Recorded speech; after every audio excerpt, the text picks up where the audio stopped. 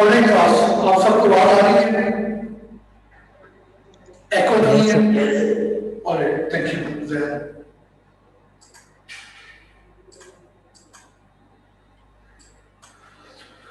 Online class शुरू करते हैं। आज हमने कंडीशनल स्टेटमेंट से कंटिन्यू करना है। पिछली क्लास में हमने इफ और इफ एल्स पे बात की थी। आज हम उसकी फर्दर डिटेल में जाएंगे। तो सबसे पहले हमने देखना है कि इंडेंटेशन क्या होती है। उसके बाद हम डिस्कस करेंगे कि इफ एल्स कंडीशन जब हम इस्तेमाल करते हैं तो क्या कॉमन प्रोग्रामिंग एरर्स हैं जो कि बिगिनर प्रोग्रामर करता है। फिर हमने शॉर्ट सर्किट वैल्यूएशन डिस्कस कर दी है। फिर देखेंगे कि फ्लोटिंग पॉइंट वैल्यूज को कैसे कंपेयर किया जाता है। अभी तक हमने कंपैरिजन किए हैं, या तो वो कैरेक्टर के थे या वो इंटीजर के थे। अब हमें फ्लोटिंग पॉइंट भी देखना है। और फाइनली फिर हम डिस्कस करेंगे कि डी मॉर्गन लॉ क्या होता है, टर्मिनेट ऑपरेटर क्या होता है और यूनिट माइनस ऑपरेटर क्या होता है। और तो सबसे पहले प्रैक्टिस क्वेश्चन है, write an interest calculating program which takes as input two integers age and balance and return the amount to be paid as interest. There are two categories of customers, high value client जिसे 18% interest मिलता है और regular client जिसे 12% interest मिलता है। ठीक है, आपने चेक करना है कि balance, if the balance is greater than 1 million or the age is greater than 65, in that case the customer will be a high value client and he will be getting 18% interest. Otherwise he will be a regular client or he will be getting only 12% interest. इसका आप programme लिखना है तो उसके बाद discussion करते हैं। ठीक है, चलिए जी शुरू करें। जो है 5 मिनट में हो जाना चाहिए। और लाइक आई सेड, आप सिंपल शुरू किया करें। सबसे पहले लाइब्रेरी इंक्लूड करें, फिर मेन किया करें, उसके बाद वेरिएबल डिक्लेयर किया करें और उसके बाद रिएक्शन लॉजिक है उस पर सोचें। चलिए शुरू करें।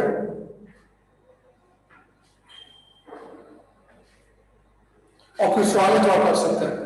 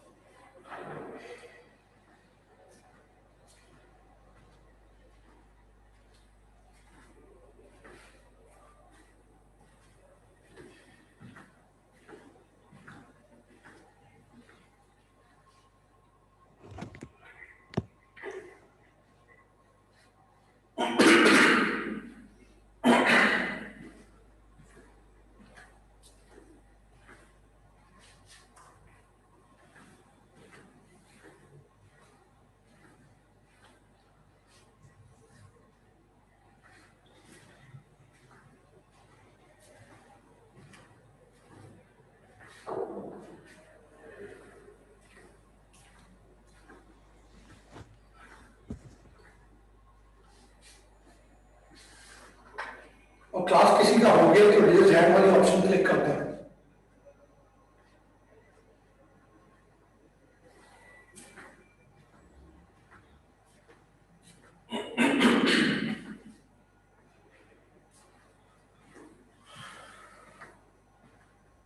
सर मेरा हो गया।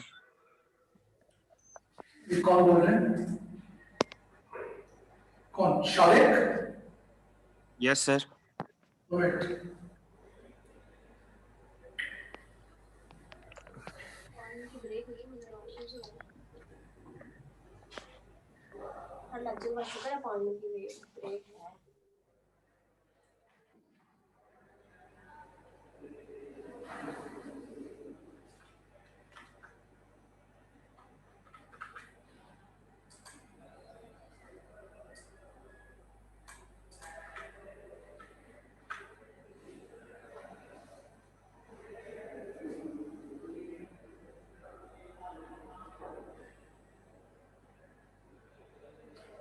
बाय द वे, आप लोगों के पास कंपाइलर की एक्सेस होती है क्योंकि आप घर से काम कर रहे हैं। तो मैं जो आपको कोड देता हूँ, अकलमंदी होगी कि आप उसे अपने कंपाइलर में ही कोड करके उसे बाहर निकाल के देख लें कि ठीक हुआ है कि नहीं हुआ। तो आपको फौरन पता लग जाएगा कि कहाँ पे गलती हुई है।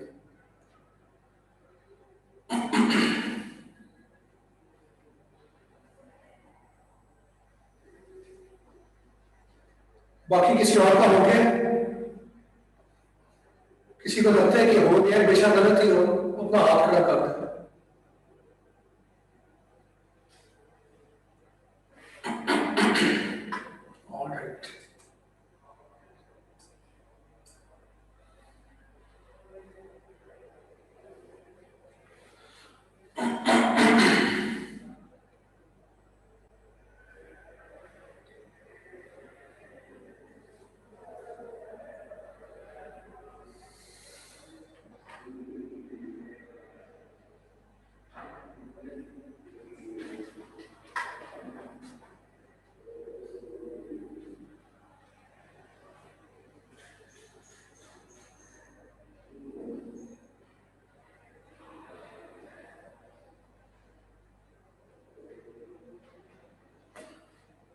ऑलराइट, क्लास इसका आंसर देख लेते हैं।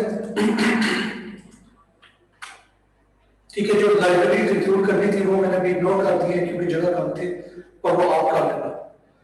ठीक है, सबसे पहले एक मेन की है जो कि एंट्री पॉइंट है प्रोग्राम का, curly braces open, curly braces close, और पूरा जो कोड होगा वो इन दोनों ब्रेसेस के बीच में आता है।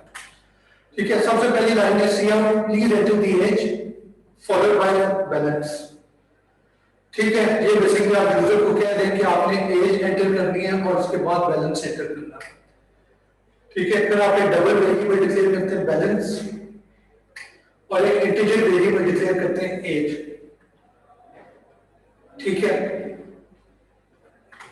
आगे आप दो वेरिएबल और डिक्लेयर करते हैं जिनकी टाइप कांस्टेंट डबल है। ठीक है, वो हाई इंटरेस्ट जो कि 18.0 है और दूसरी वैल्यू लो इंटरेस्ट जो कि 12.0 है।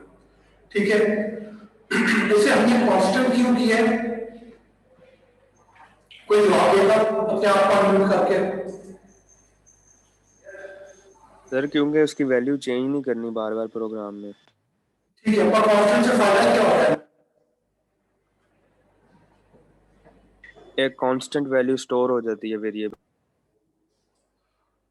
ठीक है, पर कांस्टेंट का जो फायदा बेसिकली हो रहा है कि कोई प्रोग्रामर गलती से आगे जाके हाई इंटरेस्ट या लो इंटरेस्ट वेरिएबल की वैल्यू को चेंज करता है, गलती से जाके नहीं। ठीक है, तो जब आपने कांस्टेंट डिक्लेयर कर दिया तो आपने इस किस्म की गलती होने से बचा लिया। लेकिन अब जब कांस्टेंट डिक्लेयर हो गया है, अब ये वैल्यू कहीं भी चेंज नहीं हो सकती। तो आगे अगर मेरा प्रोग्राम बहुत बड़ा होगा, किसी जगह पे मैं इंटरेस्ट को चेंज कर देता गलती से, या मैं किसी टीम मेंबर को पोर्ट फॉरवर्ड करता और वो गलती से चेंज कर देता, ठीक है, तो वो मसला हो जाता था। अब क्योंकि हमने कॉन्स्ट कर दी है, अब कोई भी ऐसी गलती करता है तो कंपाइलर उसे वहीं पर पकड़ लेगा और वो कह देगा कि आपको वेरिएबल की वैल्यू चेंज करने की इजाजत नहीं है क्योंकि कांस्टेंट है। तो ये एक एडेड प्रोटेक्शन है। आप खुद से अपना ख्याल रख सकते थे कि आप कोड में गलती ना करते हैं, पर इंसान जिस तरह से काम करते हैं वो गलती का इम्कान काफी होता है। तो प्रोग्रामिंग लैंग्वेज की कोशिश होती है कि ऐसे फीचर आपको प्रोवाइड करें कि इस तरह की गलती होने ना हो। तो इसलिए जब आप डबल का क्वेश्चन करते हैं दोनों को, तो आप कोई भी इसे चेंज करता है तो वही पे पकड़ा जाएगा। ऑलराइट, अगली लाइन पे आते हैं। अब आप सी इन करके एज और बैलेंस ले लें। पहला जो वैल्यू ऐड होगी, जो इनपुट होगी सॉरी, वो एज वेरिएबल में ऐड हो जाएगी, और दूसरी जो स्पेस या एंटर के बाद जो दूसरी वैल्यू एंटर करेगा कीबोर्ड से यूजर, वो बैलेंस वेरिएबल में कॉपी हो जाएगी।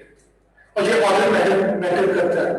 अगर मैं सी इन बैलेंस और फिर एज करता तो पहले जो वैल्यू एंटर होनी थी वो बैलेंस वेरिएबल में जाती। ठीक है, तो उस ऑर्डर का आपको ध्यान रखना है।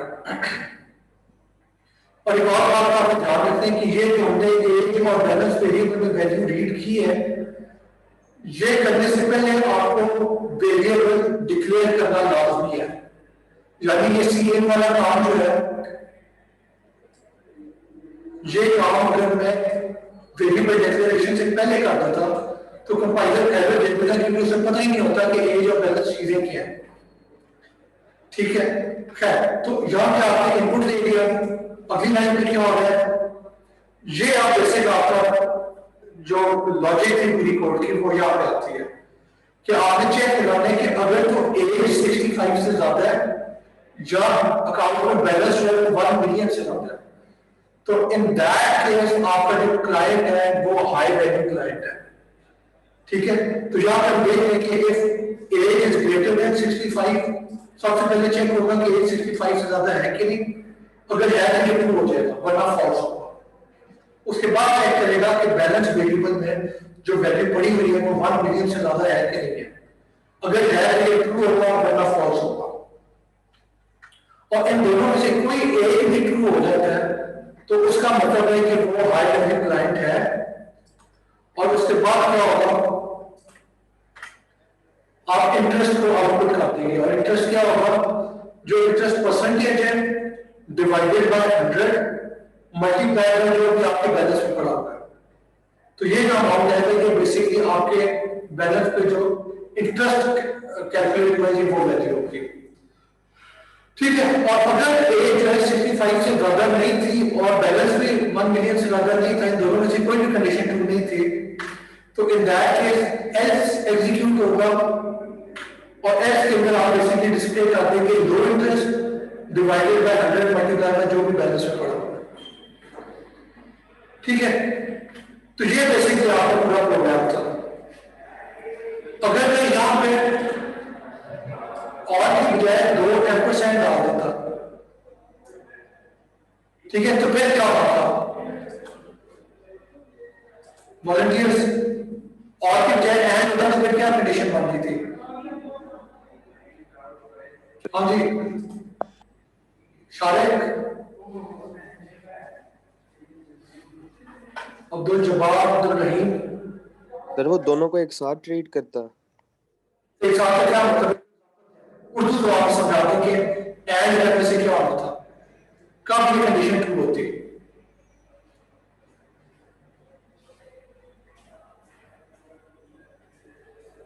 दोबारा क्या? सर वो पहले चेक करता कि एज ग्रेटर है 65 से, और जब एंड पे ग्रेटर होती तो जब वो एंड ऑपरेटर यूज करने जाता है तब देखता कि बैलेंस ग्रेटर नहीं है 1 मिलियन से, तो फिर वो रिजल्ट शो नहीं करवाता। ठीक है, तो क्लास बेसिकली आप होते हैं दो, यानी एंड ऑपरेटर होता, तो उसका मतलब था कि वो पहले चेक करता कि एज 65 से ज्यादा है, एंड वो चेक करता कि बैलेंस 1 मिलियन से ज्यादा है, और अगर दोनों ट्रू होते फिर ये बाहर आएंगे क्लाइंट साहब। अगर दोनों में से कोई भी एक फॉल्स हो जाता कि बैलेंस यहाँ पे काम हो जाता या फिर एज काम हो जाती, यहाँ पे दोनों ही काम हो जाते हैं, तो इन दैट केस आपकी कंडीशन फॉल्स हो जाती है और आपका जो कस्टमर है वो आपका रेगुलर क्लाइंट होता है और फिर हाई वैल्यू ना होता। ठीक है, तो ये बेसिकली आपका सॉल्यूशन था। अगर हम एक कॉन्सेप्ट देखते हैं वो इंडेंटेशन क्या है। ठीक है, इंडेंटेशन का बेसिकली क्या मतलब होता है, आप यहां पे देख रहे हैं कि कुछ स्पेस दी गई है एक टैब पे, और यहां पे देख रहे हैं कि 2 टैब की स्पेस दी गई है, और जहां पे देख रहे हैं कि कोई भी स्पेस नहीं दी, यहां पे क्या देख रहे हैं कि कोई भी स्पेस स्टार्ट में नहीं दी हुई। ठीक है, तो ये जो स्पेस देने का कॉन्सेप्ट है इसे आप इंडेंटेशन कहते हैं। ठीक है, ये क्यों करते हैं, इसलिए करते हैं ताकि आपका कोड जो है ज्यादा रीडेबल हो। ठीक है, आपको ज्यादा आसानी से समझ आ जाए कि क्या पार्ट किसको बिलोंग कर रहा है। यानी अब यहां पर आप देखें कि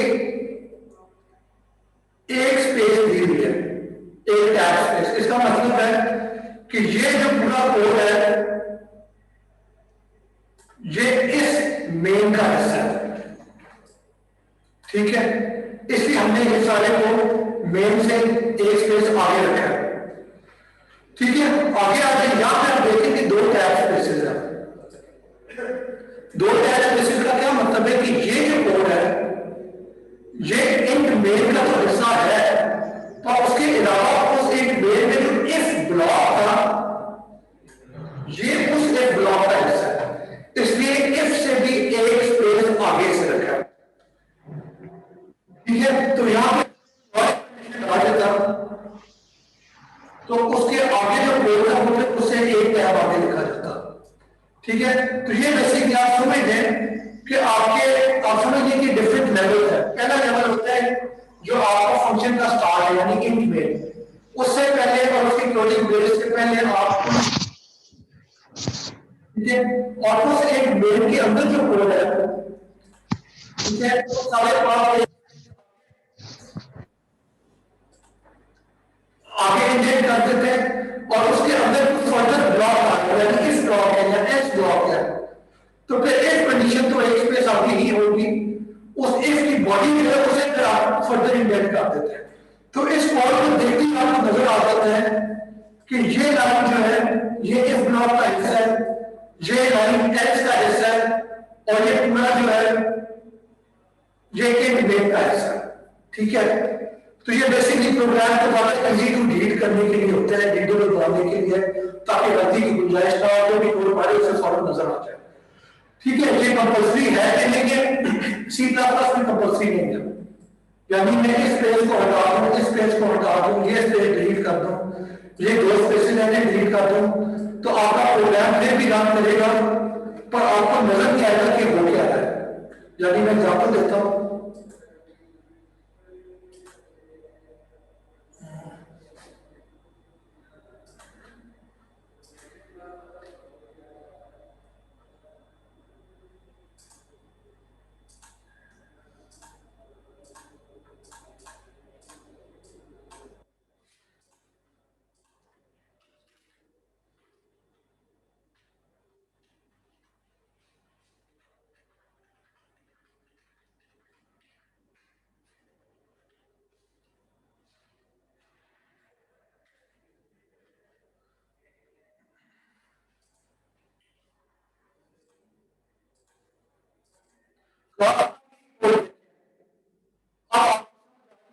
मेन का हिस्सा कौन सा है, इफ ब्लॉक का हिस्सा कौन सा है, एल्स का हिस्सा कौन सा है, ठीक है। बहुत तो पढ़ेंगे तो नजर आ जाएगा, ठीक है, पर ये इतना क्लियर नहीं है एज कंपेयर टू पहले हमने एग्जांपल किया है, ठीक है। तो इसलिए इंडेंटेशन करना गुड प्रैक्टिस है और आपका जो अच्छे कंपाइलर है वो ऑटोमेटिकली आपका कोई लाइन लिख के एंटर दबाते हैं तो वो खुद ही डिसाइड कर देते हैं कि कितनी इंडेंटेशन होनी चाहिए और वो ऑटोमेटिकली उतना इंडेंट कर देता है, ठीक है। ओके, कुछ प्रोग्रामिंग लैंग्वेजेस हैं जिसमें इंडेंट करना कंपल्सरी है, यानी पाइथन जो है उसमें इंडेंटेशन लाजमी है, उसमें इंडेंटेशन से ही पता लगता है कंपाइलर को कि ये लाइन जो है ये किस ब्लॉक का हिस्सा है, ये मेन का हिस्सा है या ये इफ का हिस्सा है या एल्स का हिस्सा है। वहां पे कर्ली ब्रेसेस का भी कॉन्सेप्ट नहीं होता, उनके इंडेंटेशन के थ्रू आप शो करते हैं कि ये लाइन किस चीज का हिस्सा है, ठीक है। Any questions class?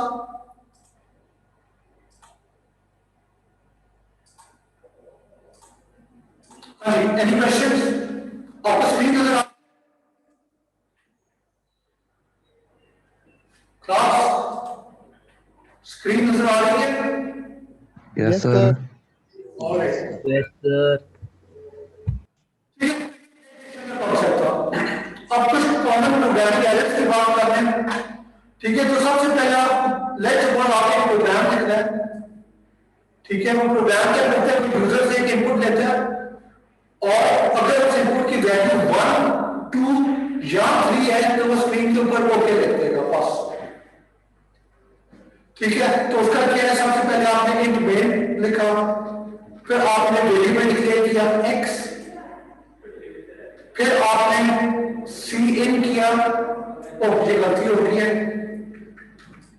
ये x नहीं है, ये नाम नहीं है, ये x होना चाहिए, ठीक है। तो यहां पे सी इन कहा कि आपने कीबोर्ड से वैल्यू लेके एक्स में राइट की। अब आगे आपने क्या किया है, if x is equal to 1 or 2 or 3 cout okay. ठीक है, अब ये एक बड़ी कॉमन गलती है जो कि शुरू में लोग बहुत ज्यादा करते हैं। तो इस गलती में हो क्या है, आप x is equal to 1 ये बेसिकली ट्रीट हो रही है एज वन कंडीशन, और 2 ये अगली कंडीशन है, और 3 ये तीसरी कंडीशन है। अब बात ये है कि पहली जो कंडीशन है ये या तो ट्रू हो सकती है या फॉल्स हो सकती है, यानी x अगर 1 है तो ये ट्रू होगा, x अगर 1 नहीं है तो ये फॉल्स हो जाएगा। ठीक है, तो ये तो क्लियर हो गया। पर द थिंग इज कि ये भी एक कंडीशन ऑन इट्स ओन है, ये भी एक कंडीशन है, और हमने कहा था कि अगर कोई भी नॉन जीरो वैल्यू लिखी हुई है इस कंडीशन में तो जो आपका कंपाइलर है वो उसे एज ट्रू ट्रीट करता है। तो दैट मींस के x इक्वल टू 1 है, या तो ट्रू हो सकता है या फॉल्स हो सकता है। दूसरी कंडीशन जो है वो हमेशा ट्रू ट्रीट होगी, क्योंकि एक नॉन जीरो वैल्यू आप कंपैरिजन नहीं कर रहे और ये नहीं कह रहे कि x इज इक्वल टू 2 और मैं बस 2 लिख दिया। तो कोई भी नॉन जीरो वैल्यू हो कंपाइलर उसे एज ट्रू ट्रीट करता है, और तीसरी कंडीशन भी एज ट्रू ट्रीट होगी। ठीक है, तो इसमें अब आप देख रहे हैं कि 3 में से अगर कोई एक भी ट्रू हो जाता है तो आपके पूरे का पूरा जो और ऑपरेशन है वो ट्रू हो जाता है। तो पहला वाला चाहे फॉल्स में फर्क नहीं पड़ता, ये दोनों जो है ये हमेशा ट्रू ही होंगे। ठीक है, तो इसकी वजह से मसला क्या होगा कि अगर आपने इस तरीके से कंडीशन लिखी है तो ये हमेशा ट्रू होगी, हमेशा। ठीक है, जो कि हमारा मकसद नहीं था। हमारा मकसद था कि ट्रू सिर्फ था जब x की वैल्यू या तो 1 हो या फिर 2 हो या फिर 3 हो। तो वो लिखने का तरीका क्या है, if x is equal to 1 और x is equal to 2 और x is equal to 3 in that case cout हो गया। तो यहां पे आप x अगर 1 हुआ या 2 हुआ या 3 हुआ सिर्फ का भी सी आउट ओके होगा, वरना सी आउट ओके नहीं होगा। एनी क्वेश्चंस काफी बन गया और ये बड़ी कॉमन गलती होती है, तो इस चीज का ध्यान रखना है कि आपने कभी भी और एंड करने हैं तो हर और एंड ऑपरेटर में आपने पूरा एक्सप्रेशन लिखना होता है, यानी x is equal to 1, x is equal to 2, ऐसे ना करेंगे x is equal to 1 और 2 और 3 ऐसे ना करें। Alright, any questions before we move on? Alright, दूसरी जो कॉमन प्रोग्रामिंग मिस्टेक है वो क्या होती है कि आप कभी बेसिस डालना भूल जाते हैं। ठीक है, आप देखिए ये जो कंडीशन है इसमें if x equal to 0 is x is greater than 0 curly brace, और ये कर्ली ब्रेस क्लोज आपने किया। अब इस कोड में क्या हो रहा है कि अगर x की वैल्यू ग्रेटर देन 0 है तो sum is equal to sum plus x होगा, फिर सी आउट होगा कि ग्रेटर देन 0। ठीक है, ये दो चीजें होंगी, if x is greater than 0 और if x is not greater than 0 तो else एग्जीक्यूट होगा, यानी स्क्रीन के ऊपर लेस देन और इक्वल टू 0 लिखा हुआ आ जाएगा। ठीक है, ये क्लियर है क्लास? अब अगर हम इन कर्ली ब्रेसेस को रिमूव कर देते हैं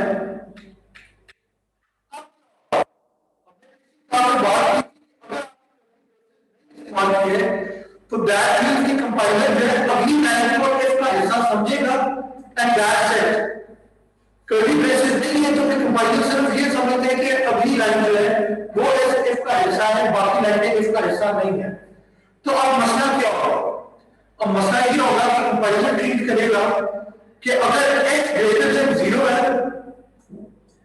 तो ये लाइन एग्जीक्यूट होनी है बस। ये जो अगली लाइन है ये अब इफ का हिस्सा नहीं है, ये लाइन बाद में एग्जीक्यूट होगी क्योंकि ये इफ का हिस्सा नहीं है। तो चाहे इफ कंडीशन ट्रू है चाहे फॉल्स है फर्क नहीं पड़ता, ये थोड़ा होता ही है। मसला कहां पे आएगा कि जब इस लाइन के बाद अगला वाला x रीड करेगा कंपाइलर तो यहाँ पे कंपाइलर कंफ्यूज हो जाएगा कि ये एल जो है किसका हिस्सा है, क्योंकि इस एल से पहले जो कोड है वो तो नॉर्मल सीएम का कोड है, वो कोई इस का कोड है नहीं, इसकी बॉडी तो है नहीं, तो वहां पे एरर आता है। कंपाइलर कहेगा कि एरर छोड़ दिया किसका हिस्सा है, तो अपने कोड को ठीक करेगा। ठीक है, और यहां पर आप नजर आ रहे हैं इंडेंटेशन की हुई थी। ठीक है, पर उस इंडेंटेशन को कंपाइलर इग्नोर करता है। कंपाइलर देखता है कि अगर कर्ली ब्रेसेस है तो इसका मतलब है कि ये लाइन, ये दोनों लाइन इसका इस ब्लॉक का हिस्सा है। कर्ली ब्रेसेस नहीं है तो इंडेंटेशन आप जो मर्जी कर लें, सिर्फ अगली लाइन में इसका हिस्सा होगी, दैट्स इट। अगली लाइन में उससे अगली लाइन में वो इसका हिस्सा नहीं है। ठीक है, any questions? No sir. All right,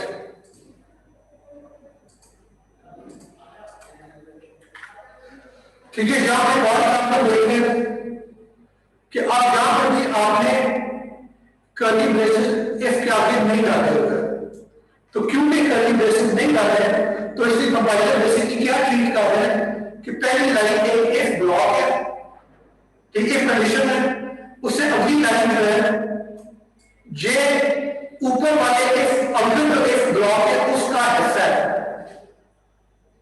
और क्योंकि ये ब्लॉक है खुद एक कंडीशन है, तो इसलिए इसके आगे जो कोड होगा वो फिर बेसिकली सारे का सारा भी जो कि सेल्स ब्लॉक है वो पेरेंट इसका हिस्सा है।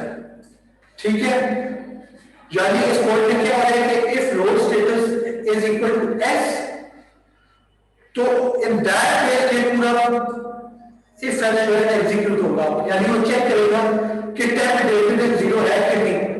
अगर है तो प्रिंट कर दो that rose stopping time double दो, और अगर टेम्प ग्रेटर देन 0 नहीं है तो प्रिंट कर दो ड्राइव केयरफुली। ठीक है, यानी ये एक ऑप्शन है। दूसरा कोड देखें तो वहां पे आपने कर्ली ब्रेसेस डाले हैं, तो इन कर्ली ब्रेसेस का क्या मतलब है कि इस ओपनिंग और क्लोजिंग कर्ली ब्रेसेस के बीच में जो भी कोड है वो सारे के सारा इस पेरेंट आउटर इफ ब्लॉक का हिस्सा है।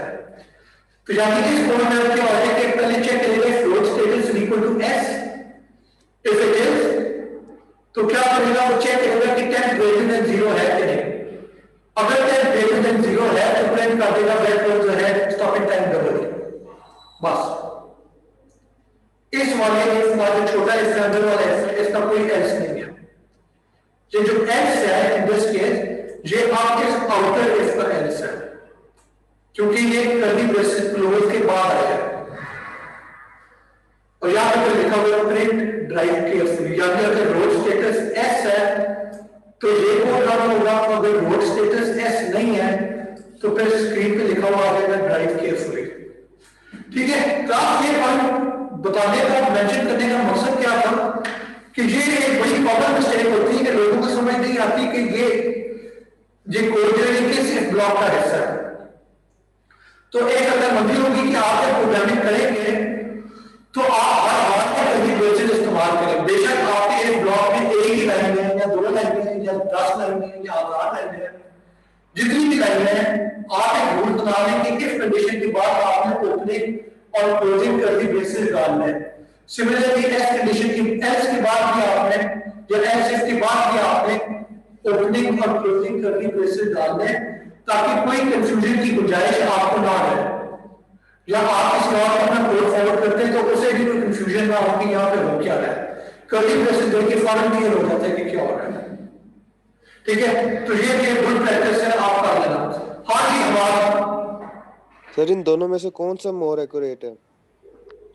यार कौन सा कोड एक्यूरेट है, आप ये बात करें कि दोनों कोड का क्या है। यानी एक्यूरेट तो वो चीज होती है जो आपको प्रोग्राम की रिक्वायरमेंट थी। ठीक है, यानी आपकी रिक्वायरमेंट क्या है बताता हूं। एक रिक्वायरमेंट हो सकती है कि अगर रोड स्टेटस एस है, यानी एस का मतलब आप समझिए स्लिपरी, तो अगर रोड स्टेटस एस है तो वो लोगों को बहुत करेगा कि आगे रेड रोड है और स्टॉपिंग टाइम डबल हो गया, वरना वो लोगों को क्या देगा वैसे के ड्राइव केयरफुली। ठीक है, ये आपकी रिक्वायरमेंट थी तो फिर आप ये प्रोग्राम करेंगे। और आपकी रिक्वायरमेंट थी कि रोड स्टेटस स्लिपरी है, तो फिर चेक करें कि 10 की वैल्यू क्या है। अगर 10 की वैल्यू ग्रेटर देन 0 है और रोड स्लिपरी भी है तो ये कर दो, और अगर 10 की वैल्यू ग्रेटर देन 0 नहीं है पर रोड स्लिपरी है तो इन दैट केस ये प्रोग्राम कर दो। ठीक है, तो बात भी आ जाती है क्या करना क्या चाहते। ठीक है, क्लियर है हमारा? Excuse me sir. हमारा क्लियर है? सर एक्चुअली आपकी आवाज़ है ना, उसकी इको बहुत ज़्यादा आ रही है, तो समझ नहीं लग रही आपकी आवाज़ सही तरह। नॉइज है। Same issue.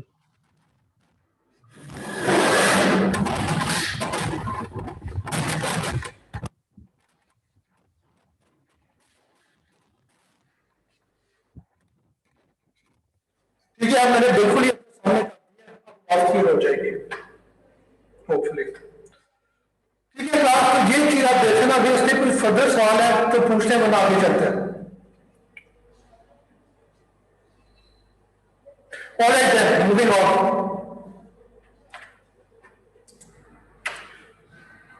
ये बाय द वे एक दफा इस कोड को आप देख लेना, ठीक है, इसे रन करके देख लेना, आपको समझ आ जाएगी कि यहाँ पे हो क्या रहा है, यानी खुद आपको विजुअलाइज कर सकेंगे कि क्या चीज हो रही है। अगला कॉन्सेप्ट है शॉर्ट सर्किट इवैल्यूएशन का। शॉर्ट सर्किट इवैल्यूएशन में क्या होता है कि आपके पास अगर एक कंडीशन है जिसके अंदर मल्टीपल कंडीशंस आ रही हैं, तो उसमें जैसे ही ओवरऑल एक्सप्रेशन जो है उसका रिजल्ट कंफर्म हो जाता है तो आप बाकी कंडीशन को इवैल्यूएट करना छोड़ देते हैं। यानी लेट्स सपोज आपके पास एक कंडीशन 1 है, एक कंडीशन 2 है और उन दोनों को आपने और किया है, तो और भी क्या होता है? अच्छा, इवैल्यूएशन जो है वो आपको पता है कि लेफ्ट टू राइट होती है, यानी पहले कंडीशन 1 इवैल्यूएट होगी, उसके बाद कंडीशन 2 इवैल्यूएट होगी। आवाज आ रही है मेरी? यस। तो पहले कंडीशन 1 इवैल्यूएट होती है, फिर कंडीशन 2 होती है। पर और ये रूल ये है कि अगर एक भी कंडीशन ट्रू हो गई है तो उसका मतलब है कि आपकी ओवरऑल कंडीशन जो है और जो है पूरे का पूरा ट्रू हो गया। तो इसका क्या मतलब है कि अगर कंडीशन 1 जो है ये ट्रू है तो अब आपको पता है कि हर हाल में कंडीशन 2 चाहे ट्रू हो चाहे फॉल्स हो, ये पूरे का पूरा जो है ये तो ट्रू ही होगा। ठीक है, क्योंकि और के अंदर सिर्फ एक का ट्रू होना लाजमी है, कोई एक भी ट्रू हो गया आपका ओवरऑल ट्रू हो जाता है। एनीवे, तो C++ क्या करती है कि अगर पहली कंडीशन ट्रू हो गई है तो उसे पता है कि अब ये पूरा जो है ये ट्रू तो हो गया है, तो फिर वो कंडीशन 2 को चेक भी नहीं करता, यानी वो देखेगा भी नहीं कि कंडीशन 2 जो है वो ट्रू थी कि फॉल्स थी, क्योंकि वो बहुत ट्राई करने वाली बात है। तो वही पे इवैल्यूएशन खत्म हो जाएगी और वो इफ जो है वो ट्रू हो जाएगा। सही है। एक और एग्जांपल है, तो अगर आपकी एक्सप्रेशन जो है वो एंड है, यानी कंडीशन 1 एंड कंडीशन 2, तो यहां पे क्या होता है, यहां पे एंड में आपको पता है कि अगर दोनों में से कोई भी एक फॉल्स हो गया है तो आपकी पूरी की पूरी कंडीशन फॉल्स हो जाती है। तो यहां पर फिर क्या हो रहा है कि आपका जो कंपाइलर है वो पहले प्रोग्राम पहले चेक करता है कि कंडीशन 1 ट्रू है कि नहीं। अगर ट्रू है तो वो चेक करेगा कंडीशन 2 जो है वो ट्रू है कि नहीं। ऑन दी अदर हैंड उसने कंडीशन 1 चेक किया और वो फॉल्स आ गई है, तो अब आपके प्रोग्राम को पता है कि कंडीशन 2 जो है, कंडीशन 2 चाहे ट्रू हो चाहे फॉल्स हो कोई फर्क नहीं पड़ता, क्योंकि ये ओवरऑल कंडीशन तो अब फॉल्स ही होगी। तो इसलिए आपका प्रोग्राम क्या करता है, वो यही तो अपनी वैल्यूएशन खत्म कर देता है, वो इस कंडीशन 2 को चेक भी नहीं करेगा, वो कहेगा कि कंडीशन 1 फॉल्स है तो फिर आगे देखने का फायदा कोई नहीं है। ठीक है, तो यही तो वो खत्म कर देगा इवैल्यूएट करना। इसका एक एग्जांपल देख लेते हैं, और ये बात शॉर्ट सर्किट इवैल्यूएशन कहलाती है कि आपने शॉर्ट सर्किट कर दिया, आपने पहली चीज जो है वहीं पे आपको पहली कंडीशन भी आपको पता लग गया, आपको आगे नहीं जाना पड़ा। ठीक है, यानी एक एग्जांपल है कि लेट्स सपोज आप एक नंबर को, आपकी कंडीशन है जिसमें आप एक आप एक नंबर को डिवाइड करना चाहते हैं, नम को डिवाइड कर रहे हैं डिफ से, और आप चेक कर रहे हैं कि उसका जो रिमाइंडर है वो 0 है कि नहीं। फॉर एग्जांपल अगर नम 6 है और डिफ 2 है तो रिमाइंडर 0 होगा। 6 डिवाइडेड बाई 2, 2 3 are 6, रिमाइंडर 0, तो कंडीशन ट्रू हो जाएगी। If num is 6 and diff is 4, तो क्या करेगा, वो 6 को डिवाइड करेगा 4 से, रिमाइंडर 2 आता है, 2 is not equal to 0, तो कंडीशन फॉल्स हो जाएगी। यहां पे मसला क्या आता है कि अगर डिफ जो है उसकी वैल्यू 0 है, तो हमने डिस्कस किया था, मेंशन की थी ये बात कि अगर आप C++ में किसी भी नंबर को डिवाइड बाय 0 करते हैं तो आपका प्रोग्राम वहीं पे क्रैश कर जाएगा, क्योंकि डिवीजन बाय 0 जो है वो ऑपरेशन डिफाइंड नहीं है, तो आपका प्रोग्राम आगे बढ़ेगा कि वहीं पे क्रैश कर जाएगा, खत्म हो जाएगा। पर आपने कंडीशन लगानी है और आपको चेक करना है कि नंबर अगर 0, आप नंबर अगर डिवाइड कर रहे हैं तो रिमाइंडर 0 है कि नहीं। तो अब आप कैसे बचेंगे इस सिचुएशन से कि आप ये कंडीशन जो है, यानी सवाल क्या है कि आपने ये कंडीशन भी चेक करनी है और आपने ये भी इंश्योर करना है कि अगर डिफ 0 है तो वो डिवाइड ना हो सके। ठीक है, तो उसके दो तरीके हैं। एक आप कोड लिख सकते हैं कि if diff is not equal to 0,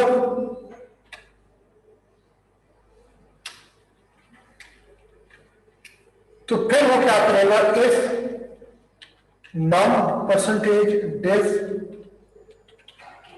equal to 0।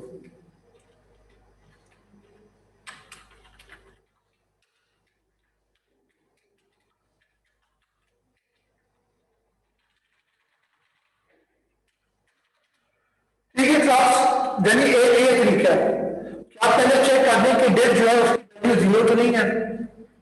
अगर 0 है तो ये इस ब्लॉक पूरे का पूरा इग्नोर हो जाएगा। अगर डिफ की वैल्यू 0 नहीं है तो इन दैट केस आपका जो प्रोग्राम है वो फिर इस लाइन को एग्जीक्यूट करेगा। जी क्या हो गया, खैर ठीक है, ये पॉइंट क्लियर हुआ। तो एक तो ये तरीका है।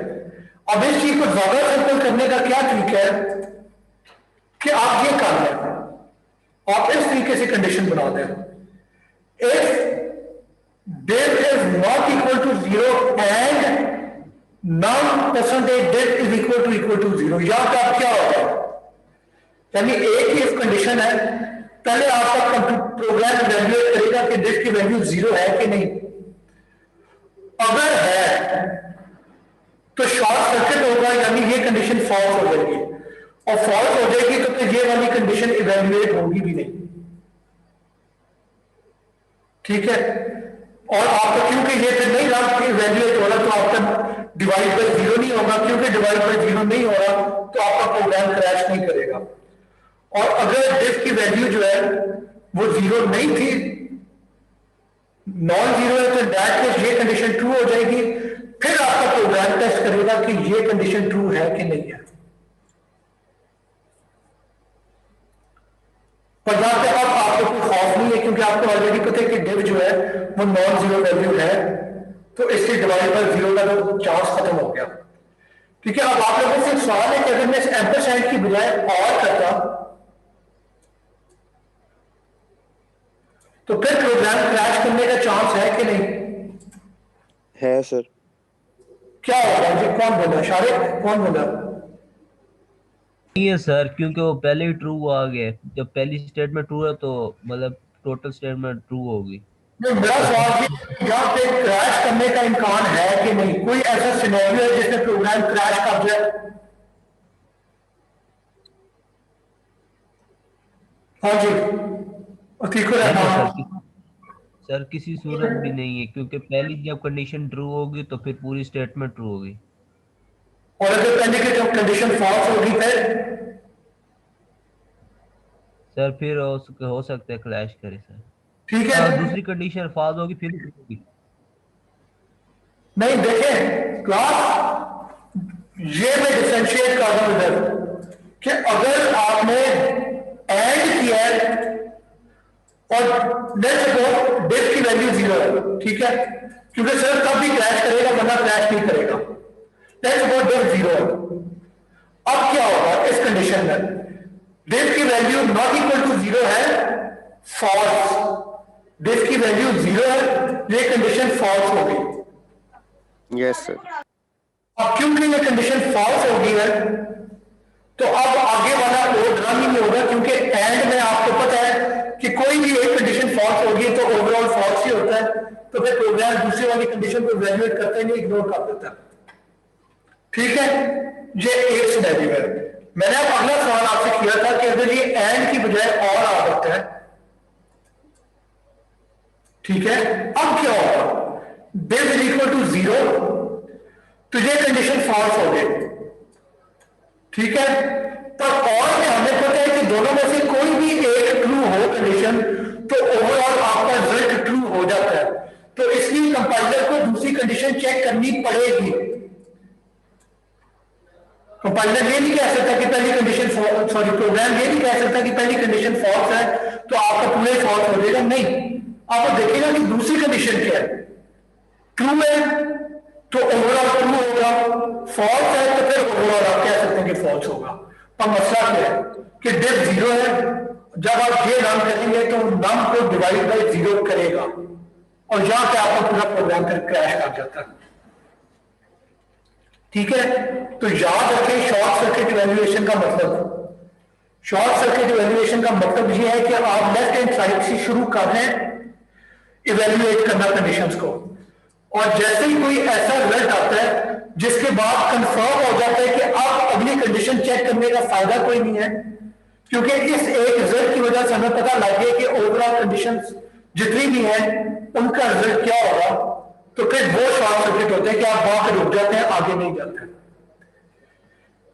एंड के केस में होता है कि अगर आपको एक भी कंडीशन मिल जाए जो कि जीरो है तो आपको पता है कि आप सब कुछ ही जीरो हो जाएगा, और के केस में शॉर्ट सर्किट होगी कि कोई भी एक कंडीशन आपको वन मिल जाए तो आपको पता है कि ये कंडीशन ट्रू है तो आप बाकी सारी जो मर्जी हो आपका एंड रिजल्ट अब ट्रू ही होगा।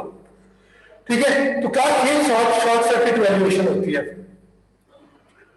और ये कॉन्सेप्ट जो है ये घटा लगाना कोई लाजमी नहीं है, ये कॉमन सेंस वाली चीज है कि आप कोई भी कंडीशन है उससे आपके ओवरऑल एक्सप्रेशन जो है उसका रिजल्ट आपको पता लग रहा है, तो यहां पे आपके एफिशिएंटली बाकी चीजें आपके जो प्रोग्राम है वो फिर बाकी चीजें नहीं करता फॉर एफिशिएंसी पर्पसेस। ठीक है, तो ये आपसे सवाल किया जा सकता है, कभी आप जॉब इंटरव्यू के लिए जाएं तो वो इस तरह का कोड दिखा के आपको कह सकते हैं कि इसमें क्या हो गया, तो वो फिर आपको आइडिया फॉर्म हो जाना चाहिए कि शॉर्ट सर्किट इवैल्यूएशन है। ठीक है, ऑलराइट, मूविंग ऑन। ठीक है, अगला जो कॉन्सेप्ट हमने करना है वो है कि फ्लोटिंग पॉइंट कंपैरिजन कैसे किया जाता है। क्लास इस कोड को देखें, आपका एक वेरिएबल d1 है जिसमें 100 माइनस 99.99 किया हुआ है, विच इज इक्वल टू 0.01। अगला वेरिएबल d2 है जिसमें 10 माइनस 9.99 किया हुआ है और that is also equal to 0.01। ठीक है, अब आप अगर ये कंडीशन लगाते हैं if d1 is equal to d2, तो असली तौर पे आप क्या एक्सपेक्ट कर रहे हैं कि इसका रिजल्ट जो है वो ट्रू आना चाहिए, क्योंकि d1 में भी 0.01 पड़ा हुआ है और d2 में भी 0.01 पड़ा हुआ है। ठीक है, ये आप नॉर्मली एक्सपेक्ट कर रहे होते हैं, पर फ्लोटिंग पॉइंट में ये ऐसे नहीं है। फ्लोटिंग पॉइंट जब आप दो को कंपेयर करते हैं तो फिर मसला क्या आता है कि इट इज पॉसिबल कि उन दोनों में कुछ बहुत आगे जाकर जो डेसिमल वैल्यू है वो कुछ चेंज हो जाए। यानी मैंने जो ये प्रोग्राम रन किया था अपने कंप्यूटर पे, तो d1 के अंदर ये वैल्यू पड़ी हुई थी और d2 के अंदर ये वैल्यू पड़ी हुई थी। ठीक है, और इन दोनों को जब आप कंपेयर करेंगे तो ऑब्वियसली ये सेम नहीं है, क्योंकि एक 0.01 फॉलोड बाय 0 फॉलोड बाय 9 है और दूसरी वैल्यू जो है वो 0.01 फॉलोड बाय 0 फॉलोड बाय 5 है। 5 और 9 फर्क चीज है। ठीक है, तो इसलिए ये कंडीशन फॉल्स हो जाएगी। इवन दो हम जो बिहेवियर चाहते थे वो था कि इन दोनों में 0.01 पड़ा होना चाहिए और दोनों इक्वल है। ठीक है, इसकी वजह क्या है? यानी आपके दिल में एक सवाल आ सकता है कि अगर एक में आपने 10 माइनस 99.9 किया है, दूसरे 100 माइनस 99.9 किया है, दूसरे में 10 माइनस 99.9 किया है, तो दोनों केसेस में वैल्यू तो 0.01 नहीं है। ठीक है, तो ऐसे नहीं है। आपके फ्लोटिंग पॉइंट जिस तरीके से कंप्यूटर में मैनेज हो रहे होते हैं, तो उसमें प्रिसिशन जो है उसमें मसला आ सकता है काफी, यानी डेसिमल पोजीशन के काफी आगे जाके बिना वजह आपकी वैल्यू चेंज हो सकती है। क्यों होती है उसकी डिटेल इस कोर्स के स्कोप से बाहर है। वो आप जब डिजिटल लॉजिक या कंप्यूटर आर्किटेक्चर की कोर्सेज करेंगे तो उसमें ये चीजें जो है वो डिटेल में कराई जाती है। इस कोर्स में आप बस ये बात याद रखें कि जब भी आप इस तरह का कोई ऑपरेशन करते हैं तो इट इज पॉसिबल कि आपके फ्लोटिंग वेरिएबल्स है, फ्लोटिंग पॉइंट वेरिएबल्स, उनमें एक्चुअल वैल्यू एक दूसरे से डिफरेंट हो। ठीक है, तो इसका सोल्यूशन क्या है? कोई आइडिया दे सकते हैं? कोई हिंट आपके ख्याल में क्या किया जा सकता है? हाँ जी, एनी आइडियाज, एनी सोल्यूशन?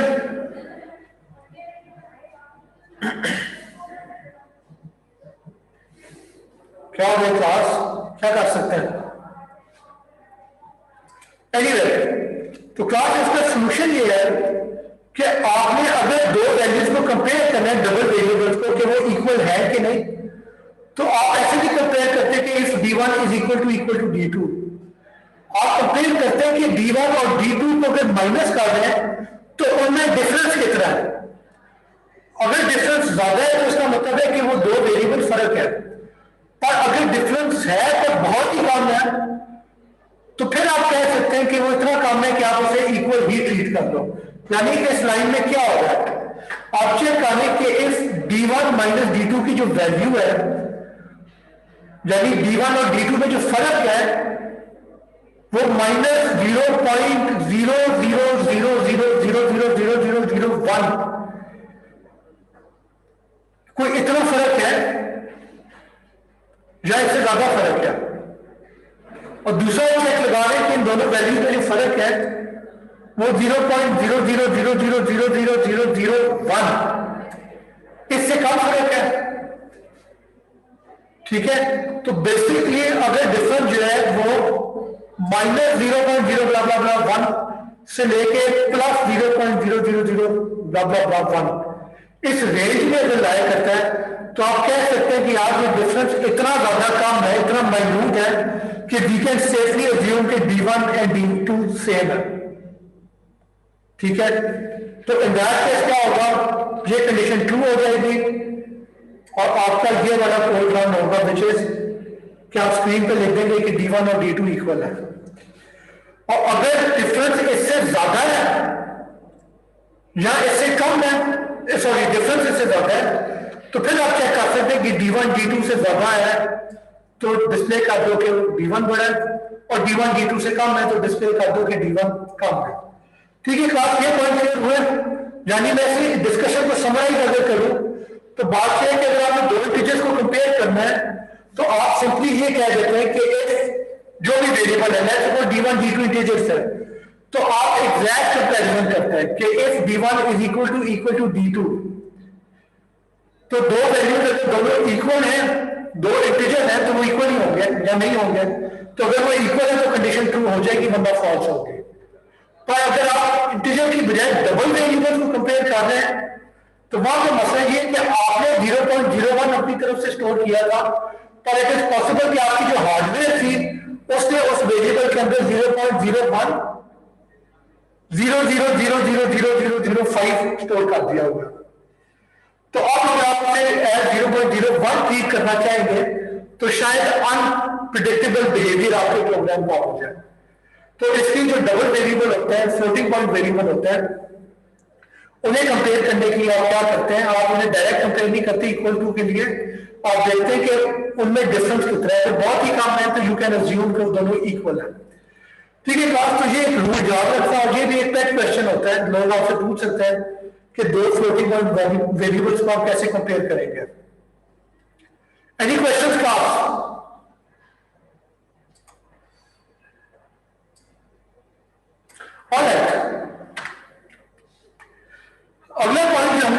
करना है वो है डिमॉर्गन्स लॉ। ठीक है, डिमॉर्गन्स लॉ क्या होता है, ये बाय द वे ये नाम की वजह से फासदा या कंफ्यूज ना हो। De Morgan law basically common sense वाली बात की है। कॉमन सेंस क्या है कि अगर आपकी एक कंडीशन जो है, आपने दो कंडीशन को और किया है और उस सारे को नॉट कर दिया, ठीक है, तो दिस इज इक्वल टू, बिल्कुल एग्जैक्ट सेम एज कि आपने कंडीशन 1 को नॉट किया, कंडीशन 2 को नॉट किया और इन दोनों का जो रिजल्ट था उसे आपने एंड कर दिया। यहां पे और था, यहां पे एंड है, ठीक है। ये बेसिकली आपका रूल है डिमॉर्गन लॉ कि अगर दो एक्सप्रेशन और हो रहे थे जिन्हें आपने सारे को नॉट किया है, तो अब आप इन दोनों कंडीशन को नॉट करते हैं और उनके रिजल्ट को आप आपस में एंड करते हैं। या फिर आपके पास दो कंडीशन है जिन्हें आपने एंड करना है और उसके बाद उस पूरे के रिजल्ट को आपने नॉट कर देना है। तो this is also equal to कि आप पहले कंडीशन 1 को नॉट करें, फिर कंडीशन 2 को नॉट करें और फिर उसका जो रिजल्ट है उस सारे को और कर दें। यानी यहां पे एंड है, यहां पे और होगा, ठीक है। इसका एग्जाम्पल लेते हैं तो ज्यादा क्लियर होगी बात। यानी लेट्स सपोज आपकी कंडीशन है कि if x is equal to 0 और x इज इक्वल टू 100 और इस पूरे को नॉट करते हैं, तो पहली बात तो ये है कि ये कंडीशन कर क्या रही है, ये कंडीशन चेक कर रही है कि x की वैल्यू 0 है या 100 है कि नहीं। अगर 0 या 100 है तो फॉल्स हो जाएगा, वरना ट्रू हो जाएगा। यानी इसे थोड़ा ज्यादा क्लियर करूं तो लेट्स सपोज ये आपका इफ ब्लॉक है, इसमें आप कब एंटर करेंगे, ये वाला कोड जो है ये कब रन होगा। अगर x 0 है या 100 है, 0 और 100 के अलावा कोई भी वैल्यू है तो कंडीशन ट्रू हो जाएगी। यानी 0 और 100 के अलावा कोई भी वैल्यू है तो कंडीशन ट्रू हो जाएगी और आप प्रोग्राम रन करेंगे। तो ये बात करने का एक और तरीका क्या है कि if condition is not equal to x is not equal to 0 and x is not equal to 100,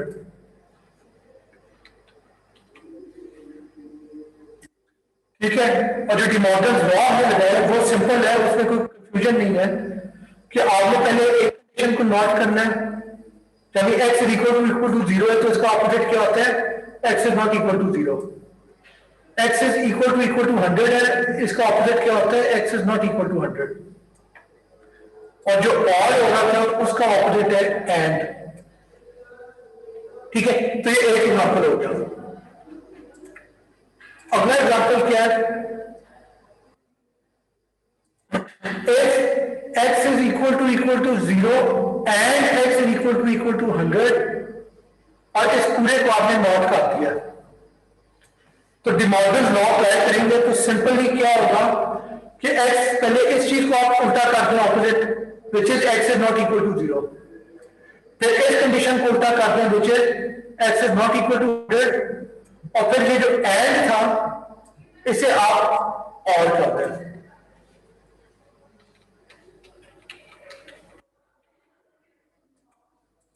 आगे चले, कंडीशन है if x is greater than 0 और x is less than 100 और इस पूरे को आपने नॉट कर दिया, तो डिमॉर्गन लॉ क्या होगा, सबसे पहले x is greater than 0 का नॉट क्या होता है। तो क्लास ये पॉइंट इंपॉर्टेंट है, x is greater than 0 का नॉट होता है x is less than equal to 0, ठीक है। ये इक्वल डाउन ही है, यानी याद रखें x ग्रेटर देन 0 है, इसका आपने नॉट लेना है, यानी इसके अलावा बाकी हर चीज, तो वो होगी x is less than equal to 0। और अगर कंडीशन थी x is greater than equal to 0 तो उसका नॉट क्या होगा कि इस 0 और उससे बड़ी जितनी वैल्यूज है उसके अलावा सब कुछ, तो वो बेसिकली होगा x इज लेस देन 0, ठीक है। तो ये बेसिकली आपका नॉट का ऑपरेशन हो रहा है। तो वापस अपनी क्वेश्चन पे आते सर ये वाला पॉइंट एक दफा दोबारा क्लियर कर दें। ऑलराइट, और खातून आपने क्या सवाल किया?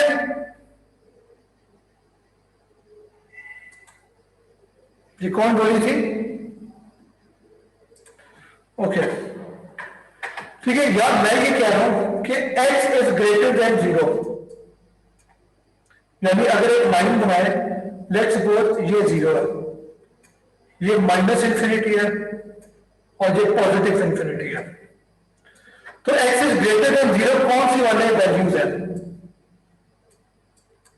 ये सारी वैल्यूज, ठीक है। तो इसका नॉट क्या होगा? इसका नॉट होगा ये वाली सारी वैल्यूज इंक्लूडिंग 0, ठीक है। तो इस चीज को जब आप नॉट करते हैं तो वो बन जाता है x, यानी x ग्रेटर देन 0, 0 के अलावा सारी बड़ी वैल्यूज, पॉजिटिव वैल्यूज। इसका नॉट है 0 से कम वैल्यूज और 0 के इक्वल वैल्यू। दूसरी चीज देखें, let's suppose x is greater than equal to 0, यानी ये वाली वैल्यू भी और इससे सारी ज्यादा वैल्यूज भी, तो इसका ऑपोजिट क्या होगा? यानी इसके अलावा कौन सी वैल्यू से बचती है? नॉट, वो पे जे वाली है। तो x is greater than equal to 0 को अगर आपको नॉट करना है तो उसका बेसिकली होगा x इज लेस देन 0। एक और एग्जांपल ले रहे हैं, लेट्स सपोज हमने करना है, ओरिजिनल वैल्यू है, टेस्ट है, कंडीशन है x इज लेस देन 0, यानी ये वाली सारी वैल्यूज बट नॉट इंक्लूडिंग 0। तो इसका नॉट क्या होगा, यानी इसके अलावा क्या होगा? फिर इससे बाई वाली वैल्यूज कौन सी होती हैं? तो वो होगी ये वाली वैल्यू इंक्लूडिंग 0। तो यानी x इज लेस देन 0 का आपने नॉट किया है तो वो बन जाता है x is greater than equal to 0। क्या समझ आ गया आपको? Yes sir. यस सर आ गई समझ। आप मैं करूंगा, मैथ पढ़ी हुई स्कूल में, तो एक सेट होता था, सेट का कॉन्सेप्ट। लेट्स सपोज ये सेट ए है, तो ए का क्या मतलब है? ये सारी वैल्यूज। एक नॉट का क्या मतलब है? इस ए के बाहर जितनी भी वैल्यूज हैं उनकी बात करना है, ठीक है।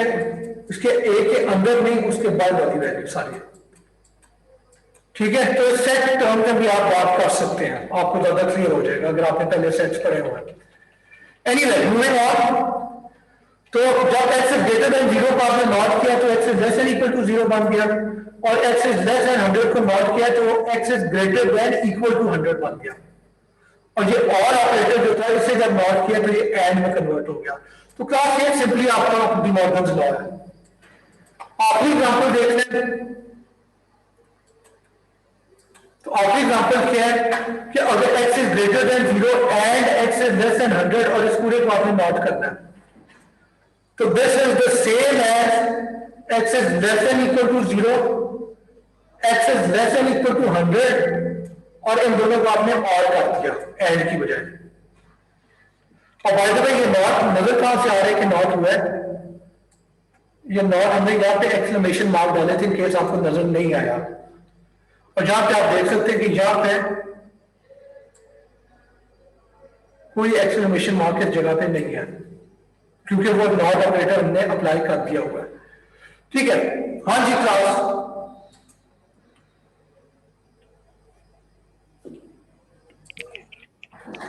Any questions? No sir. एक मिनट, अनाउंसमेंट, मैंने असाइनमेंट अपलोड कर दी है, ठीक है। वो सेशन 4 और 5 दोनों के अंदर अलग अलग अपलोड किए, तो वो दोनों देख लेना। दूसरी बात ये है कि आपने जो सोल्यूशन देना होता है अपने असाइनमेंट का, वो उसी असाइनमेंट के फोल्डर के अंदर टेक्स्ट बॉक्स बना हुआ है, वहां पे कॉपी करना है। मुझे ईमेल ना करें, क्योंकि ईमेल में डिलीट कर देता हूं, वो नहीं मैं रखता, ठीक है। तो वो वहां पे आप अपलोड करें जो मैंने जगह बनाई है। फाइल अपलोड नहीं करनी, वो टेक्स्ट बॉक्स के अंदर आपने टेक्स्ट कॉपी करना है, ठीक है। और दूसरी बात है कि ऑफिस आवर्स जो है वो मैं अनाउंस कर दूंगा, वो जूम के ऊपर हम कर लेंगे, ठीक है, जूम के ऊपर ऑफिसर होंगे, ऊपर मीटिंग कर लेंगे जब भी आपको कन्वीनियंट हो। Okay, moving on. कौन सा पार्ट हमने करना है वो है कंडीशनल ऑपरेटर का या टर्नरी ऑपरेटर, ठीक है। तो ये भी सिंपल है, कंप्लीशन के लिए मैंने ये चीज कवर की है। और बेसिकली होता क्या है, लेट्स सपोज आपकी एक सिंपल कंडीशन है कि if z is not equal to 0, अगर ये कंडीशन ट्रू है तो आपने x equal to y divided by z करना है, और अगर कंडीशन फॉल्स है तो आपने x इक्वल टू 0 कर देना है, ठीक है। ये एक सिंपल आपका इफ एल्स ब्लॉक है। अब बेसिकली यहां पे हो क्या रहा है, अगर सादा जुबान में बात करें तो यहां पे हम चेक कर रहे हैं कि जो डिनोमिनेटर है वो 0 तो नहीं है। अगर 0 है तो इसका मतलब है कि 0 से आप डिवाइड नहीं कर सकते, तो आप कहते हैं कि जो भी रिजल्ट आना था उसकी बजाय हम 0 एंटर कर देते हैं। और अगर डिनोमिनेटर नॉन 0 है तो इसका मतलब है कि आपको डिवाइड करने की इजाजत है, और इन दैट केस आप y को z के साथ डिवाइड कर देंगे और x में उसकी वैल्यू सेव कर देंगे, ठीक है। तो ये सिंपल इफेक्ट्स है। अब इसी को लिखने का एक और ज्यादा एलिगेंट तरीका क्या है कि आप लिखें x इज इक्वल टू, अब जब पे आपका टर्नरी ऑपरेटर आ रहा है, पहली कंडीशन है कि z is not equal to 0, फिर क्वेश्चन मार्क है।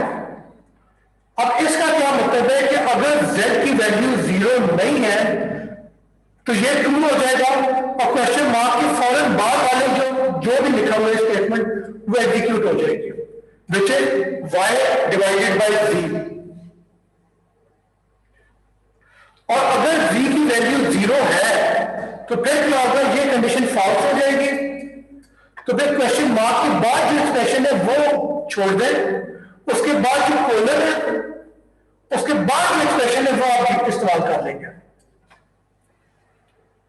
तो बेसिकली हो क्या रहा है इस कोड के अंदर, इस पूरे कोड में क्या होगा कि अगर z की वैल्यू 0 नहीं है तो y डिवाइडेड बाय z करो, जो भी रिजल्ट है वो x के अंदर असाइन कर दो,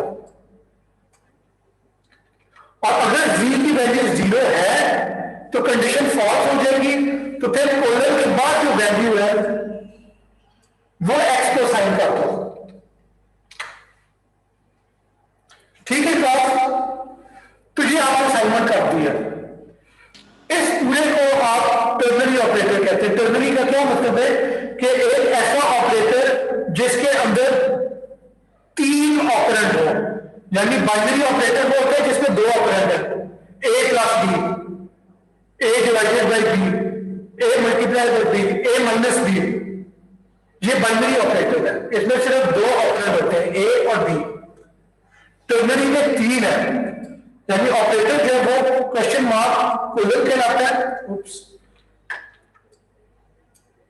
क्वेश्चन मार्क कोलन ये ऑपरेटर है आपका, और इसमें ऑपरेंड क्या है, पहला ऑपरेंड जो है वो कंडीशन है, दूसरा ऑपरेंड है एक्सप्रेशन 1 जो एग्जीक्यूट तब होगी जब कंडीशन ट्रू है, और तीसरा ऑपरेंड है एक्सप्रेशन 2 जो कि तब एग्जीक्यूट होगा जब कंडीशन फॉल्स है, ठीक है।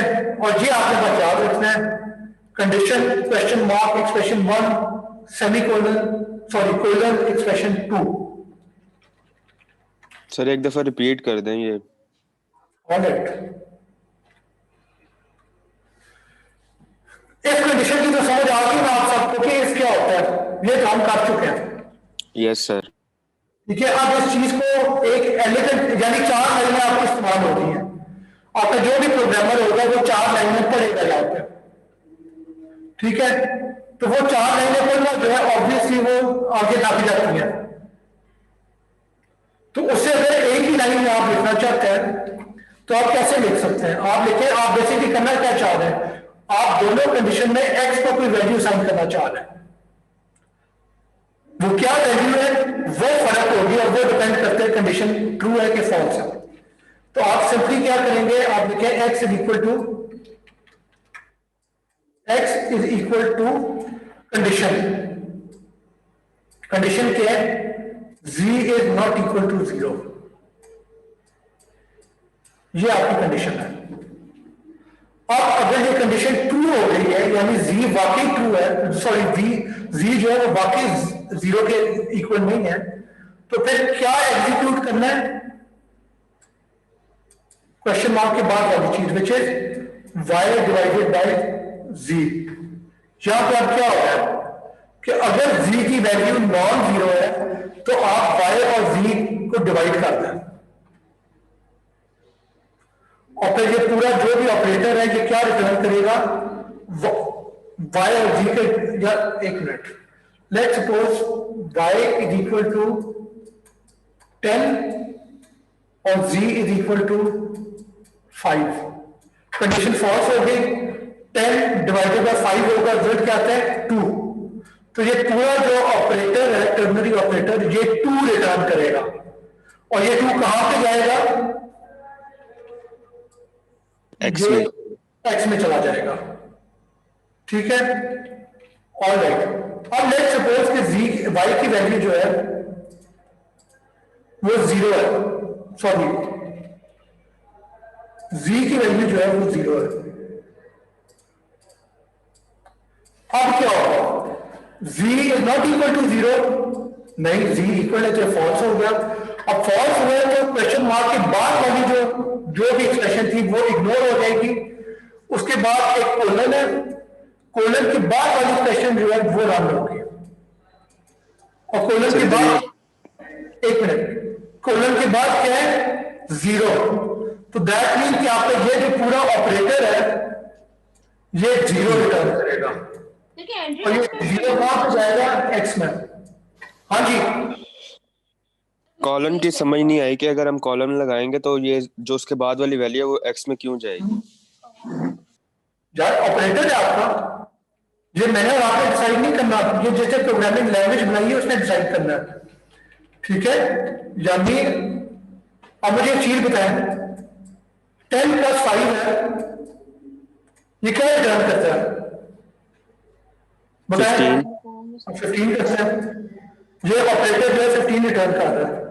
क्यों 15 कर रहा है? मैं कहूं कि नहीं 5 करना चाहिए, तो आपका जवाब होगा कि ऑपरेटर डिफाइंड इस तरह से है कि इसके राइट और लेफ्ट पे जो लिखा हुआ है उसे आपने ऐड करके रिटर्न कर देना। अब आप प्लस को छोड़ दें, अब आप इस ऑपरेटर के ऊपर है। यहां पे क्या होगा? यहां पे ऑपरेटर है कि क्वेश्चन मार्क के लेफ्ट हैंड साइड पे जो वैल्यू है वो आपने कंडीशन कंपेयर करनी है कि कंडीशन ट्रू है या फॉल्स है। अगर ट्रू है तो क्वेश्चन मार्क के बाद जो भी होगा वो रन हो जाएगा।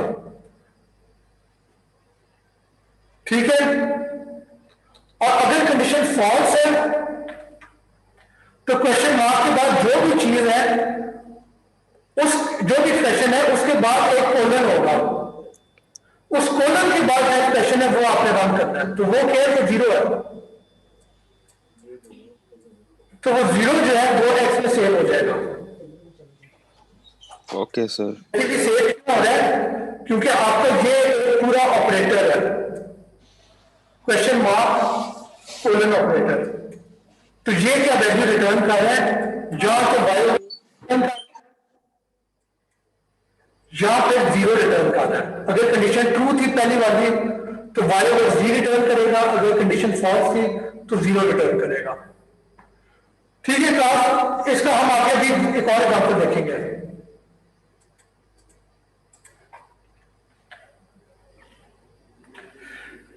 ठीक है, ये एक और जल्दी से एक चीज देख लें, एक यूनरी माइनस ऑपरेटर भी होते हैं, क्योंकि अगले कोड में हमने ये भी इस्तेमाल करना है। और वो सिंपली क्या है, और ये आपने मैथ में किया हुआ है, let's suppose x equal to 5 है, let's suppose y equal to -5 है। ठीक है, तो माइनस जो है ये बेसिकली एक यूनरी माइनस ऑपरेटर है। यूनरी का मतलब होता है कि इसमें सिर्फ एक ही ऑपरेंड है। बाइनरी में 2 होते हैं, टर्नरी में 3 होते हैं, तो यहां पे सिर्फ एक ही है। आप क्या कह रहे हैं कि 5 की वैल्यू को नेगेटिव करना है। आगे आते हैं, अगली लाइन में क्या हो रहा है? Int z equal to -x multiply by y। तो यहां पे क्या होगा कि यूनरी माइनस जो है उसकी हायर प्रायोरिटी है, विच मीन कि पहले जो x की वैल्यू है वो नेगेटिव हो जाएगी, यानी x में 10 पड़ा हुआ था तो वो -10 हो गया। अब -10 को मल्टीप्लाई करना है y के अंदर जो वैल्यू है विच इज -5, तो -10 मल्टीप्लाई बाय -5 50 होता है, ठीक है, 50 आ गया। आगे आपने सेव किया कि -x, x में 10 पड़ा हुआ था तो -10 हो गया।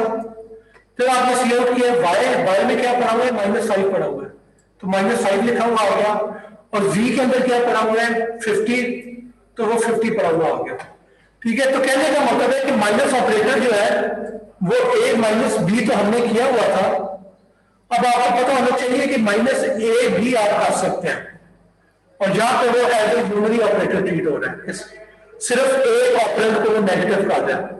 Bye the way let's suppose a के अंदर -10 पड़ा हुआ था, तो आप अगर आप -a करते हैं तो a के अंदर क्या पड़ा होगा, सॉरी सी आउट -a करते हैं तो पहला सवाल है कि a के अंदर क्या पड़ा होगा, ए के अंदर -10 सर, a के अंदर -10 पड़ा होगा, पर सी आउट क्या होगा, -10 को माइनस कर रहे हैं तो बेसिकली सी आउट 10 हो रहा होगा, 10 होगा सर। a के अंदर -10 है और सी आउट 10 हो रहा है, ठीक है। तो ये ध्यान रखना है। आगे आप कुछ कोड देख सकते हैं, जल्दी से रैप अप करते हैं, ठीक है। लेट्स सपोज एब्सोल्यूट वैल्यू क्या होती है कि आपका कोई भी नंबर है, चाहे पॉजिटिव हो चाहे नेगेटिव हो, ठीक है,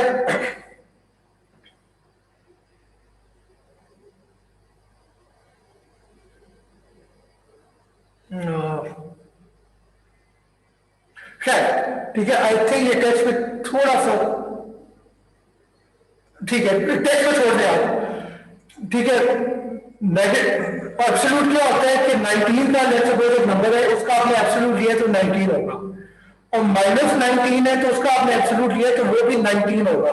बेसिकली जब माइनस साइन अगर एग्जिस्ट करता है तो उसे आपने इग्नोर कर देना, ये एब्सोल्यूट का कॉन्सेप्ट है। तो write the program which takes an input and integer and displays its absolute using if else, ठीक है। टाइम कम रह गया तो ये कोड मैं आपको दिखा देता हूं, ठीक है। सबसे पहले इस वाले कोड पे आ जाए, आपने दो वेरिएबल डिक्लेयर किए, नम और एब्स यानी एब्सोल्यूट, फिर आपने यूजर से इनपुट लिए और नम के अंदर सेव किए। अब आप चेक क्या करना कि अगर नम लेस देन 0 है, नेगेटिव है, तो आप क्या करेंगे, abs is equal to minus num, यानी नम अगर -19 था तो -19 क्या होगा, +19, और एब्स के अंदर +19 लिखा हुआ हो जाएगा। एल्स कि नम जो है वो वैसे ही पॉजिटिव था या 0 था, तो आप एब्स के अंदर जो भी वैल्यू है वो एज इज कॉपी कर देंगे, उसे निगेट नहीं करेंगे। अब आप सी आउट करेंगे तो एब्स के अंदर जो है वो एब्सोल्यूट होगा, यानी सी इन अगर -19 हुआ था तो एब्स के अंदर 19 पड़ा होगा, और सी इन अगर 19 हुआ था तो in that case to abs के अंदर 19 पड़ा होगा, और ये आप स्क्रीन के ऊपर डिस्प्ले कर देंगे, ठीक है क्लास। तो ये एक तरीका है। दूसरा यही काम करने का एक और तरीका क्या है, आप कंडीशन चेंज कर दें, आपके if num is greater than equal to 0, तो जो भी नम के अंदर वैल्यू है वो एब्स के अंदर आप कॉपी कर दें। एल्स यानी नंबर नेगेटिव था तो आप एब्स इक्वल टू माइनस नम कर दें, यानी नम के अंदर जो भी वैल्यू है उसे निगेट करके आप एब्स में डाल दें, आप उसे सी आउट करा दें, ठीक है। तो आप चाहे इस तरीके से करें चाहे इस तरीके से करें, दोनों अप्रोचेस ठीक है। एंड रिजल्ट क्या हो रहा है कि जो भी वेरिएबल में वैल्यू है अगर वो पॉजिटिव थी तो वो पॉजिटिव रहेगी, अगर नेगेटिव थी तो वो पॉजिटिव में कन्वर्ट हो जाएगी। अगला पॉइंट, इफ राइट प्रोग्राम जो कि यही काम कर रहे हैं for using A ternary operator, तो उसके लिए आप क्या कर सकते हैं, क्लास ये देखें, उसके लिए आप ये कर सकते हैं। एक ऑप्शन है सी इन कर लिया आपने, अब आप क्या कर रहे हैं, if is equal to what, condition check करें नम लेस देन 0 है कि नहीं है। अगर नम लेस देन 0 है, नेगेटिव है यानी, तो आप नम को निगेट कर देंगे, तो ये ऑपरेटर जो है माइनस नम रिटर्न कर देगा, और वो जो भी माइनस नम रिटर्न हुए वो एब्स के अंदर कॉपी हो जाएगा। और ये अगर नम जो है वो ग्रेटर देन इक्वल टू 0 था तो ये कंडीशन फॉल्स हो जाएगी, ये वाली चीज इग्नोर हो जाएगी और कॉलम के बाद जो है वो वैल्यू रिटर्न होगी, यानी नम अगर 19 था तो फिर 19 एज इज रिटर्न हो जाएगा और वो रिटर्न होके एज के अंदर कॉपी हो जाएगा। यही काम करने का एक दूसरा तरीका, कंडीशन चेंज कर दें आप, as equal to num greater than equal to 0, यानी नम अगर 0 या पॉजिटिव है तो क्या होगा, क्वेश्चन मार्क के बाद नम है, यानी जो भी नम में पड़ा हुआ है वो रिटर्न कर दो। ऑन दी अदर हैंड अगर ये कंडीशन फॉल्स हो गई है तो फिर कॉलम के बाद जो है एक्सप्रेशन वो रन करो, यानी नम को पहले नेगेटिव करो, यानी जो भी वैल्यू से निगेट करो, और उसके बाद जो रिजल्ट आ रहा है वो एज के अंदर सेव कर दो। क्लास एक कोड आपने घर जाकर काम करना है, ठीक है? Okay sir. तो ठीक है, तो ये बेसिकली आपने एज वेरिएबल के अंदर कोई वैल्यू सेव करा दिया, और वैल्यू क्या है कि बेसिकली अगर नम नेगेटिव है तो उस नम को नेगेटिव करने के बाद सेव करो, और अगर नम पॉजिटिव है तो एज इज उसे कॉपी कर दो, ठीक है? अब लेट्स सपोज हमने सेव नहीं करना, लेट्स सपोज हमने सीधा स्क्रीन के ऊपर सी आउट करा देना है, तो फिर आप क्या करेंगे? अब वही चीज करें, num is less than 0 condition है, इफ ट्रू तो माइनस नम रिटर्न होगा, इफ फॉल्स तो नम रिटर्न होगा, और कहां पे रिटर्न होगा? सी आउट की इस साइड पे। तो यानी ये जब भी पूरे की पूरी वैल्यू एक्सप्रेशन जो पूरे का पूरा रन हो जाएगा ऑपरेटर, तो इसका जो भी रिजल्ट है, लेट्स सपोज रिजल्ट 19 था, तो इसकी जगह 19 आ जाएगा और 19 जो है वो सी आउट हो जाएगा। सिमिलरली आप ये भी कर सकते हैं कि आप चेक करें नम ग्रेटर देन इक्वल टू 0 है, इफ यस तो सी आउट नम करा दो, यानी ये यहां पर पास कर दो, और अगर नम की वैल्यू नेगेटिव है तो पहले उसे नेगेटिव करो, फिर रिटर्न करो, और जब रिटर्न हो जाएगा तो वो फिर सी आउट के अंदर पास हो जाएगा और स्क्रीन के ऊपर आ जाएगा, ठीक है? तो आपने एक दिमाग में चीज बिठानी है कि a प्लस बी जब आप सी आउट करते हैं तो क्या होता है? जब आप a plus B cout करते हैं तो पहले a प्लस बी का एक रिजल्ट इवेल्युएट होता है, लेट्स सपोज a 10 था b 5 था, तो इसकी जगह पे 15 आ जाएगा, और फिर वो 15 जो है वो सी आउट होगा। सिमिलरली अगर आपने ये ऑपरेटर इस्तेमाल किया है तो यहां पर भी पहले पूरे का पूरा ऑपरेटर इवेल्युएट होगा, लेट्स सपोज उसकी जगह पे रिजल्ट जो है वो 19 आ गया, अब ये 19 जो है ये आप सी आउट कर देंगे, बस ये है। Okay sir.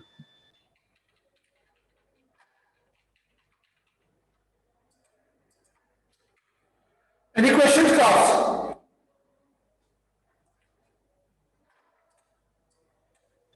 No sir. मैंने